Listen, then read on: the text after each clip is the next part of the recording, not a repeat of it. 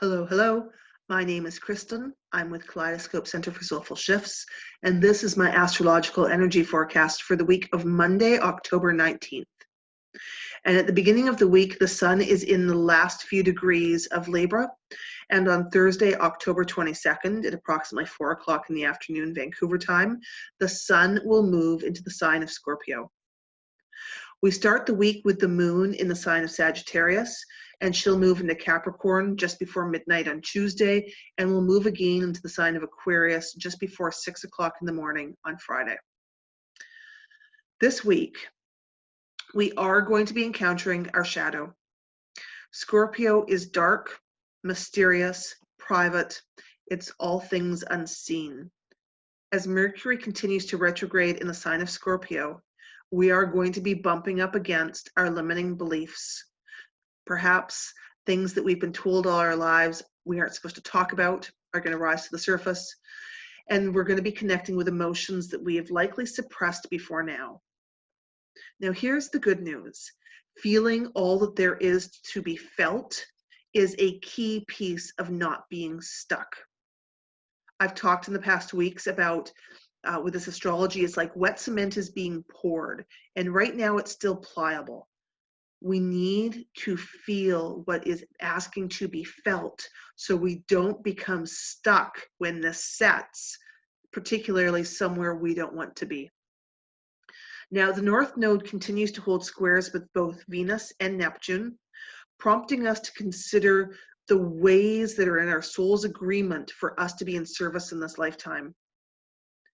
We can't possibly fulfill our soul's contracts when we are busy keeping feelings or thoughts stuffed deep down behind the shadows.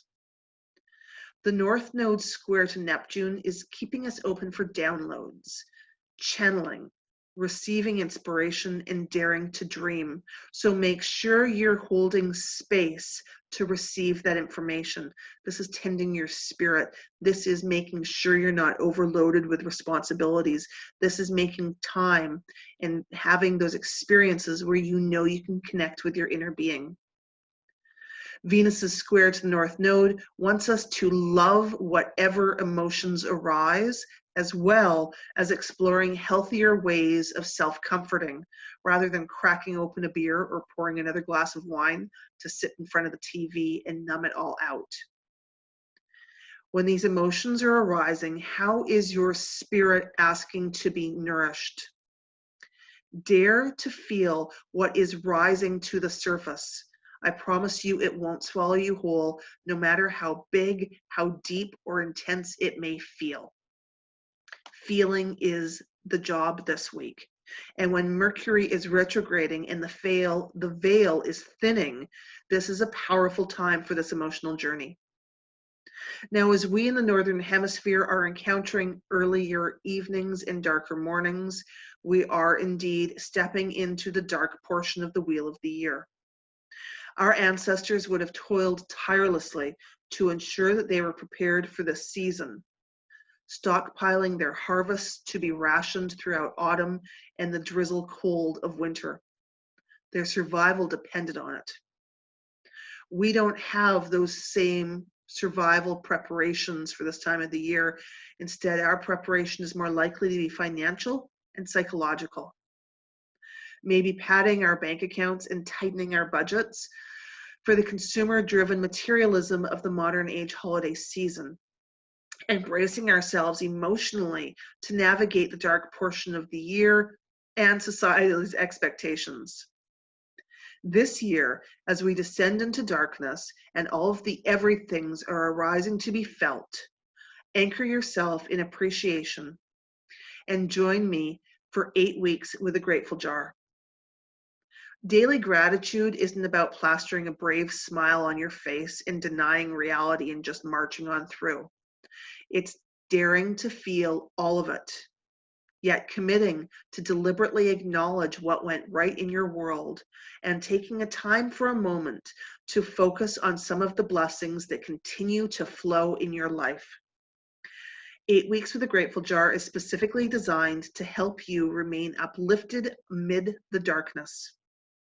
It supports you in the development and maintenance of your own daily gratitude practice. Now, whether you are a newbie to deliberate daily gratitude or you are looking to reconnect and deepen your experience, 8 Weeks with a Grateful Jar combines weekly video modules released every Thursday for you to be able to watch at your convenience over the weekend. It is accompanied by guided meditations to help you connect powerfully with your gratitude. And every Sunday morning, we gather live online for 60 minutes to reflect on our journeys thus far and answer any questions that you may have. Because new habits thrive with encouragement, support, and community.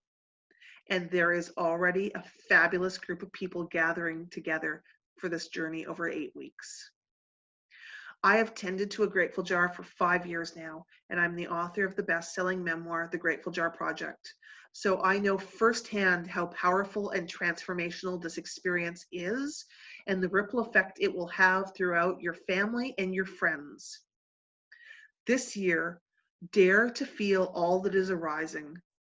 Heaven knows it's not going to go away until it's felt. Yet make the commitment to cultivate a buoyant heart and a peaceful mind. And join me for 8 weeks with a Grateful Jar. Registration closes October 23rd. Mars, Neptune, and Mercury continue to retrograde. Mars this week is traversing the middle degrees of Aries and will retrograde until November 13th. And Neptune is retrograding in the middle degrees of Pisces and will continue that retrograde cycle until November 28th. And Mercury continues to retrograde until November 3rd. Dare to feel all that is coming up to be felt. Dare to meet it with love, tenderness, and compassion, and make sure that you are deliberately taking time to lift your spirit. Thank you very much for your time and your energy. I wish you much ease, much good health, and much compassion throughout the week ahead. I'll see you next Monday.